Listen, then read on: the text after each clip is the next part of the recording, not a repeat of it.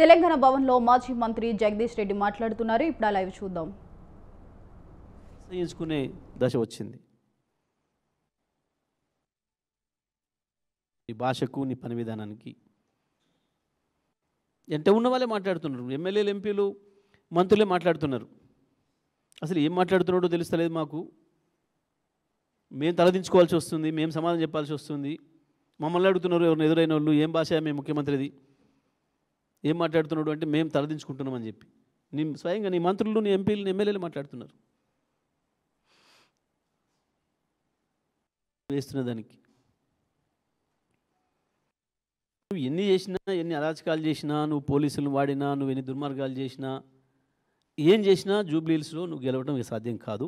అది స్పష్టం తేలిపోయింది. రేవంత్ రెడ్డి నువ్వు ఫ్రస్ట్రేషన్లో పోయి ఇంకా ఇట్లా నేను ఇష్టం వచ్చినట్టు బూతులు మాట్లాడతా అనుకుంటే నేను చరిత్ర క్షమించదు.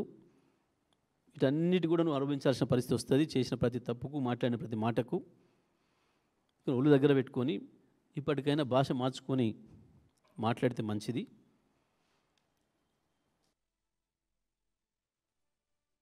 కేటీఆర్కు సమాధానం చెప్పలేక కేటీఆర్ పోతేనేమో బ్రహ్మాండంగా జనం బ్రహ్మరథం పడుతున్నారు. ఎటు చూసినా యువకుల కేరింతలు కనబడుతున్నాయి. నువ్వు పోతే స్పందన లేదన్న ఏడుపు కనబడుతుంది. నిజమే, ఉండదు. నువ్వు పరిపాలనలో ఉన్నావు కాబట్టి సహజంగానే ఉండదు నీకు. పైగా ఆయనతో చేసిన పని ఏం లేదు కాబట్టి, నీ వల్ల ఉపయోగం పొందిన వాళ్ళు ఎవరు లేరు కాబట్టి అక్కడ రావడం లేదు నువ్వు పోతే.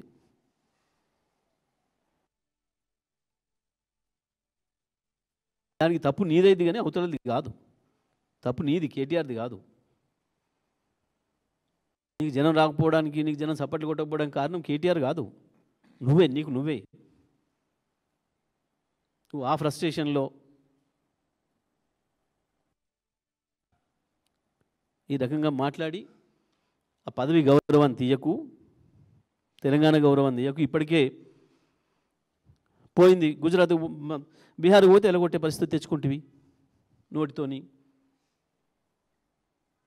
నిలగొట్టి పొంగులేటిని పిలిపించుకోండి.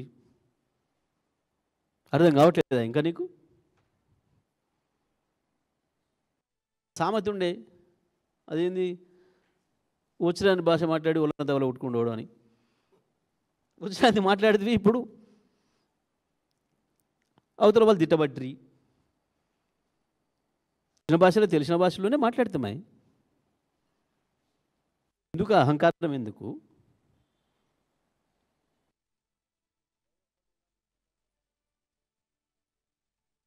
అజ్ఞానానికి అధికారం తోడయ్యేవరికి అహంకారం పెరిగిపోయింది. దాంట్లో నుంచి వస్తున్నాయి ఇవన్నీ. కాబట్టి బంద్ చేయి. కేటీఆర్తో పోల్చుకోవడం బంద్ చేయి. దాంతో నీ ఫ్రస్ట్రేషన్ తగ్గుతుంది కొంచెం. పదవులతో రాదు ఎప్పుడు కూడా మనుషులకి. గొప్పతనం, గౌరవం, పేరు, మంచి పేరు పదవులతో రాదు. చేసే పనులతో వస్తుంది, ప్రవర్తనతో వస్తుంది, మాట్లాడే మాటతో వస్తుంది. అవి నేర్చుకో కావాలంటే కేటీఆర్ నుంచి, కేసీఆర్ నుంచి. అందుకంటే మంచిగా ఉండడానికి ప్రయత్నం చేయి.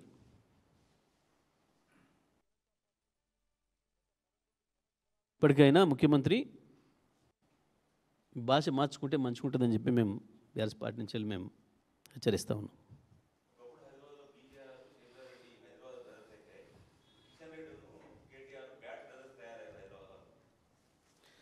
అసలు ఆ మాటకేమైనా విలువ ఉందా, తెలివి ఉందా?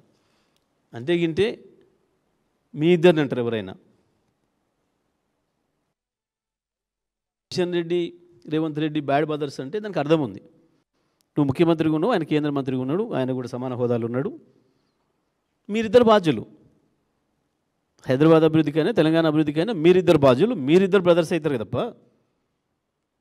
ఇద్దరికి ప్రతిపక్షంగా ఉన్న కేటీఆర్ ఎట్లా అవుతాడు మీ బ్రదరు? పైగా మోడీ శిష్యులు మీరిద్దరు. ఆయన ప్రత్యక్షంగా, నువ్వు పరోక్షంగా.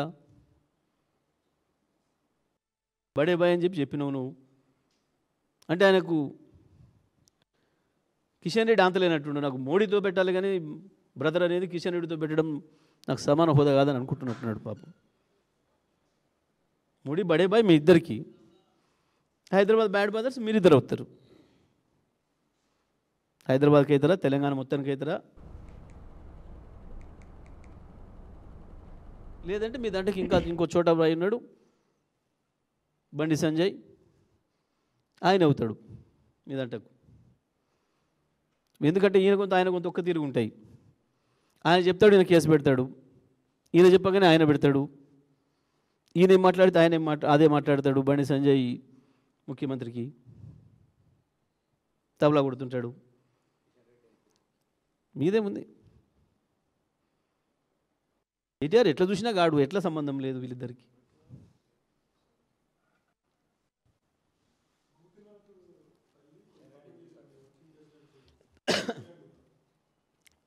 ఇక కాదు, అందరికీ తెలుసు కదా, ఎవరు మాట్లాడిస్తారో అందరికీ తెలుసు. అది పెద్ద పట్టించుకున్న ముచ్చటే కాదు వాస్తవానికి. అది రేవంత్ రెడ్డి చేసే ప్రయత్నాల్లో, ఆ ఫ్రస్ట్రేషన్లో చేస్తున్న ప్రయత్నాలు కూడా అదొకటి.